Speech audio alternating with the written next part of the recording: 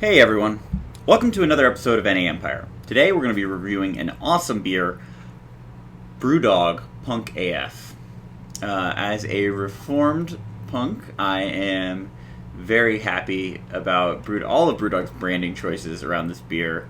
Very simple, logo, big banner. It's pretty much the same as most of the other beers, these lightning bolts.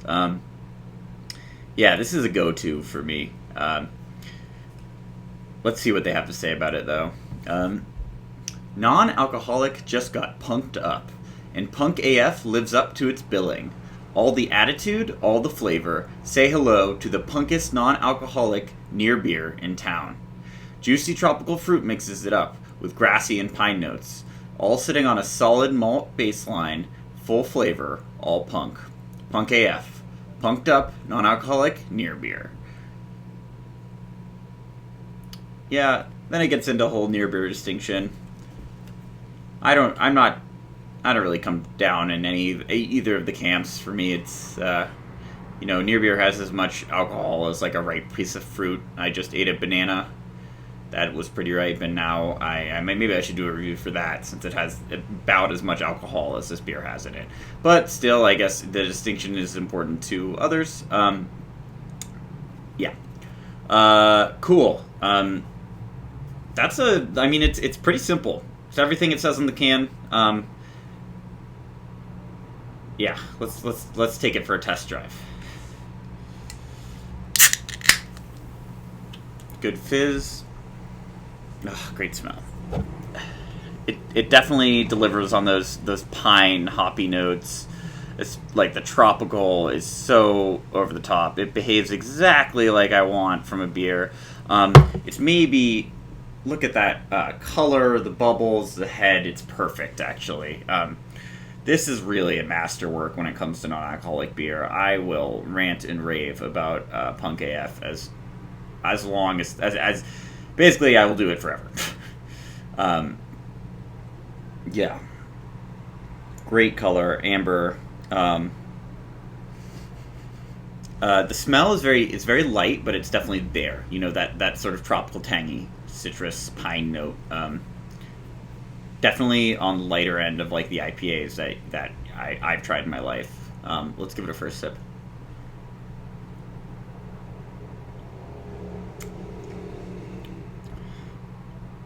So, one thing that I could see people saying about Punk AF is that it doesn't have much flavor. And I think that's incorrect. But if you have been used to non-alcoholic beers that are really going over the top on flavor to overcompensate for the lack of alcohol, the flavor, the profile of this might be mild to you. And one of the reasons I really like it is because of how mild it is. It's in no way a faint flavor, right? It tastes like Citra. It tastes like a tropical IPA. But also, it's a little thinner than it. And definitely it doesn't have as much of that, like the syrupiness in its like the mouthfeel as you might expect from like a tropical IPA. But it makes up for that with just its presence. It's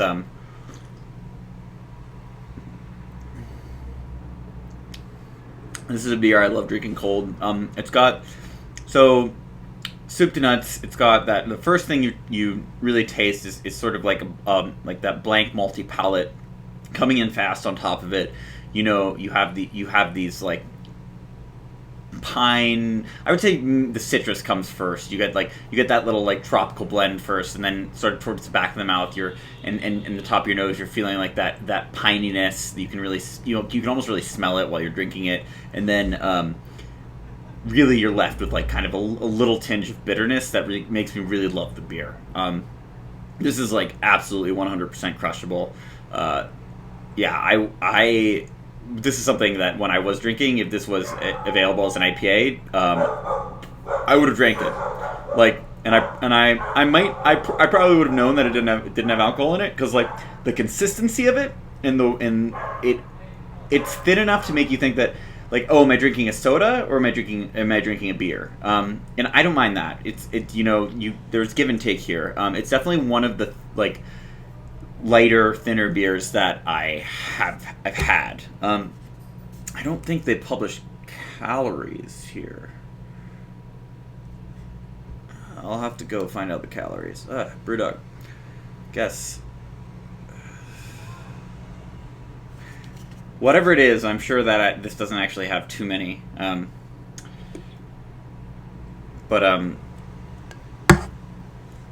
Here, I'll give it a third sip.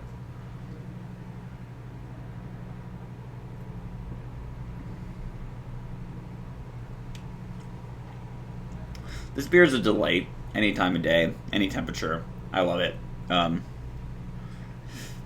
It doesn't have any bad notes to it at all. You know, some non-alcoholic beers, for example, maybe with a little bit with like Bravis, I'm like overlooking like some weird flavor or something they've done in the brewing process, or I am there's like some.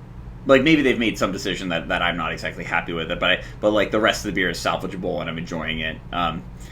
This is just a slam dunk. You know, Brewdog has made a lot of non-alcoholic beers thus far. I haven't been able to try Ghostwalker yet, but Nanny State and Stout AF are both fantastic. I actually like this a lot more than Nanny State. I hear a lot of people, or I see a lot of people online recommending Nanny State, their pale ale.